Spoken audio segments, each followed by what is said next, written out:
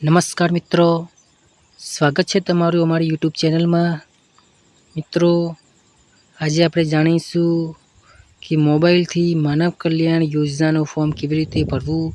તો મિત્રો, ગુજરાત સરકાર દ્વારા કુટીર ઉદ્યોગમાં અત્યારે ઓનલાઈન અરજી ફોર્મ શરૂ છે। માનવ કલ્યાણમાં 10 મુખ્ય વ્યવસાય માટે ટૂલકિટ સહાય મફતમાં આપવામાં આવે છે। તો આ મફતમાં ટૂલકિટ સાધન સહાય કેવી રીતે મેળવવી તેની અને એમાં કેવી રીતે ફોર્મ ભરવું તેની સંપૂર્ણ માહિતી આજે આપણે આ વિડીયોમાં જાણીશું। તો મિત્રો, વિડીયો પૂરો જોવા નમ્ર વિનંતી। મિત્રો, સૌપ્રથમ આપણે ગૂગલ ક્રોમ ઓપન કરવાનું રહેશે। તેમાં આપણે કુટીર સર્ચ કરવાનું રહેશે। કુટીર તમે લખશો ત્યારે તમને પહેલી વેબસાઇટ આવશે, તેના પર ક્લિક કરશો એટલે આ વેબસાઇટનો ઇન્ટરફેસ તમને જોવા મળશે। આ પ્રમાણનો ડેશબોર્ડ જોવા મળે ત્યારે તમારે નીચે ત્યાં ન્યૂ રજિસ્ટ્રેશન માટે ક્લિક કરવાનું રહેશે। તો અહીં તમને એક ઓપ્શન આપવામાં આવશે ન્યૂ રજિસ્ટ્રેશનનો। તો એ ન્યૂ રજિસ્ટ્રેશન પર ક્લિક કરવાનું રહેશે। ન્યૂ રજિસ્ટ્રેશન પર ક્લિક કરશો એટલે તમને આવો ઇન્ટરફેસ જોવા મળશે। ત્યાં તમારે પહેલાં પૂરું નામ લખવાનું રહેશે, જેમાં અંગ્રેજીમાં લખવાનું રહેશે આધાર કાર્ડ પ્રમાણે। એ લખ્યા પછી તમારો આધાર કાર્ડ નંબર નાખવાનો રહેશે। ત્યારબાદ તમે પુરુષ સ્ત્રી તે ઓપ્શન સિલેક્ટ કરવાનો રહેશે। ત્યારબાદ તમારી જન્મ તારીખ લખવાની રહેશે। આ પ્રમાણે લખ્યા પછી તમારો મોબાઈલ નંબર એન્ટર કરવાનો રહેશે। પછી તમારે એક પાસવર્ડ ક્રિએટ કરવાનો રહેશે। પાસવર્ડ પછી રી એન્ટર કરવાનો રહેશે। પાસવર્ડ તમારે કેવો રાખવાનો કે તમારું જો નામ હોય તો એ નામનો પહેલો અક્ષર કેપિટલ, પછી સ્મોલમાં રાખવો, પછી @ કોઈ પણ કેપ્ચર રાખીને ત્યારબાદ તમે તમારું કોઈ પણ પાછળ 4-5 અંક રાખી શકો છો એવો સ્ટ્રોંગ પાસવર્ડ બનાવવાનો રહેશે। પછી તમારે નીચે કેપ્ચર કોડ નાખ્યા પછી તમારે નોંધણી કરો એના પર ક્લિક કરવાનું રહેશે। ત્યારબાદ તમને આવો ઇન્ટરફેસ જોવા મળશે રજિસ્ટ્રેશન થઈ રહેલું। જો મિત્રો, આ પ્રમાણે લખવાનું રહેશે।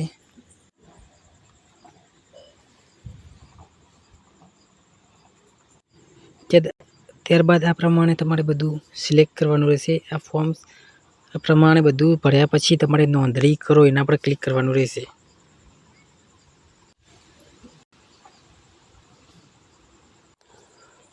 નોંધણી કરો તેના પર ક્લિક કરશો એટલે શું તમને ખરેખર નોંધણી કરવા માગો છો એવો ઇન્ટરફેસ લખીને આવશે। ત્યાં તમારું નામ, નીચે તમારો લિંગ સ્ત્રી પુરુષ લખીને જન્મ તારીખ લખીને આવશે। પછી તમારે પુષ્ટિ કરો એના પર ક્લિક કરવાનું રહેશે। તેના પર ક્લિક કરશો એટલે તમારું રજિસ્ટ્રેશન સક્સેસફુલી એવું લખીને આવી જશે। નીચે તમારું your user ID for login એ પ્રમાણે તમારી યુઝર આઈડી લખીને આવશે। એનો તમારે સ્ક્રીનશોટ લઈ લેવાનો રહેશે અને કોપી કરી લેવાનું રહેશે। અને આનો મેસેજ પણ તમારા રજિસ્ટરમાં મોબાઈલ નંબર એન્ટર કર્યો તે મોબાઈલ નંબર પર તેનો રજિસ્ટ્રેશનનો યુઝર આઈડી નંબર અને તમારો પાસવર્ડ મેસેજમાં આવી જશે।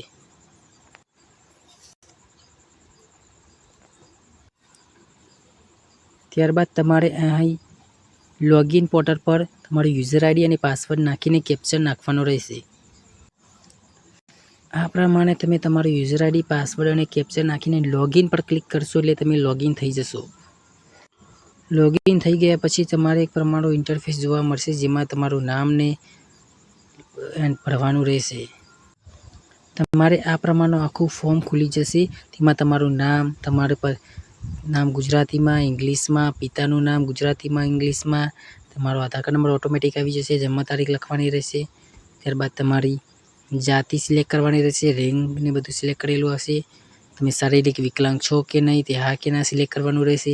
ત્યારબાદ તમારો જિલ્લો, તાલુકો, ગામ અને તમારું સરનામું, પિનકોડ નાખવાનું રહેશે। જો તમારું પરમનન્ટ અને તમારું કરસ્પોન્ડ એડ્રેસ બંને અરજનું કાયમી અને હાલનું બંને અલગ અલગ હોય તો અલગ લખવાનું, સેમ હોય તો નીચે ઉપર મુજબ તેના પર ક્લિક કરવાનું રહેશે। અને ત્યારબાદ તમારે અરજદારનો ફોટો અપલોડ કરીને તમારે અપડેટ પર ક્લિક કરવાનું રહેશે।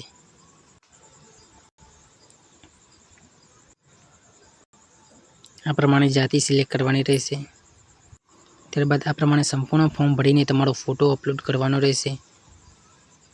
તમે અપડેટ પર ક્લિક કરશો એટલે તમારી સક્સેસ કરીને અપડેટ પ્રોફાઇલ સક્સેસફુલી તેવો મેસેજ આવી જશે।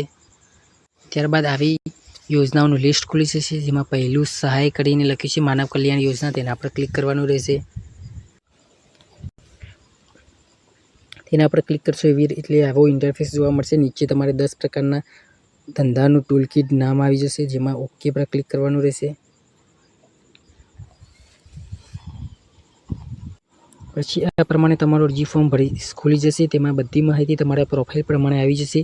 ફક્ત તમારે તમારો રેશન કાર્ડ નંબર એન્ટર કરીને સેવ નેક્સ્ટ પર ક્લિક કરવાનું રહેશે. તમારો જિલ્લો સિલેક્ટ કરવાનો રહેશે. તમે સેવ નેક્સ્ટ સિલેક્ટ કરશો પછી તમારા ટૂલ કિટનું નામ, તેમાં બધા 10 પ્રકારના ધંધાનું નામ આવી જશે, જેમાં તમે જે ધંધા માટે ફોર્મ ભરવા માગો છો તે ટૂલ કિટ વિશે સિલેક્ટ કરવાનું રહેશે. અને ત્યારબાદ તમારી શૈક્ષણિક લાયકાત એ સિલેક્ટ કરવાની રહેશે. તમે કેટલું ભણેલા છો તે જ પ્રમાણે તમારું કુટુંબની વાર્ષિક આવક લખવાની રહેશે, અથવા BPL સ્કોરનો દાખલો હોય તો તેની માહિતી લખવાની રહેશે. તમારા ધંધાનું નામ, તમે ધંધાનો તમારો ઈ શ્રમ કાર્ડ નંબર, જો ના હોય તો તમે ક્લિક હિયર પર ક્લિક કરીને તમારું ઈ શ્રમ કાર્ડ બનાવી શકો છો. ઈ શ્રમ કાર્ડ કેવી રીતે ડાઉનલોડ કરવું તેનો વિડીયો આપણે YouTube ચેનલમાં મૂકેલો છે. ત્યારબાદ તમારી અરજદારની રેશન કાર્ડમાં જે ફેમિલી મેમ્બર આઈડી હોય છે તે લખવાની રહેશે. પછી તમારું તાલીમની જરૂર છે હા કે ના, તે કે લોનની જરૂર છે કે નહીં એ સિલેક્ટ કરવાનું છે. તમારું એડ્રેસ, ધંધાનું એડ્રેસ સિલેક્ટ કરવાનું રહેશે.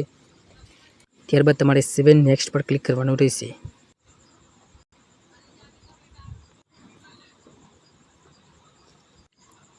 આ પ્રમાણે તમારે અલગ અલગ ધંધાના નામ બતાવશે.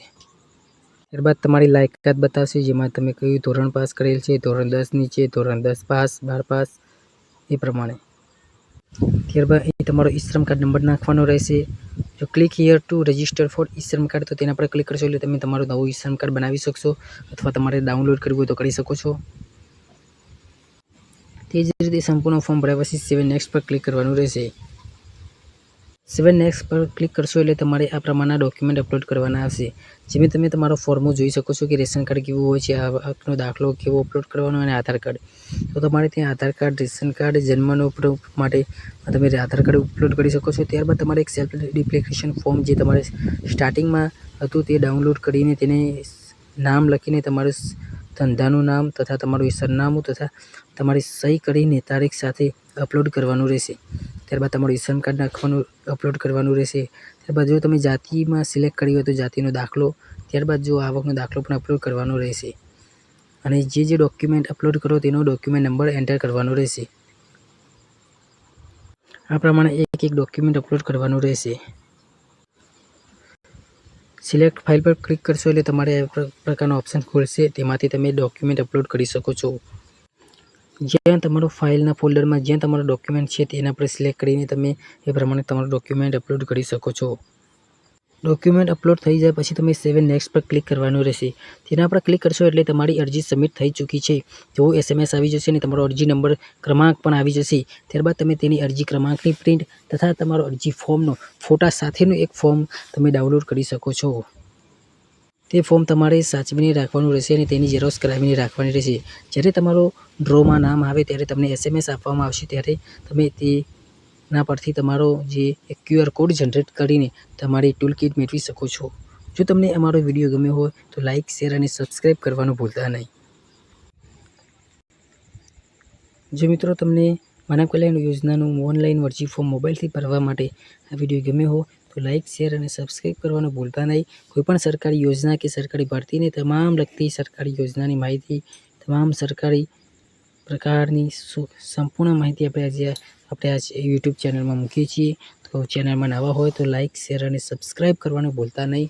થેન્ક્સ.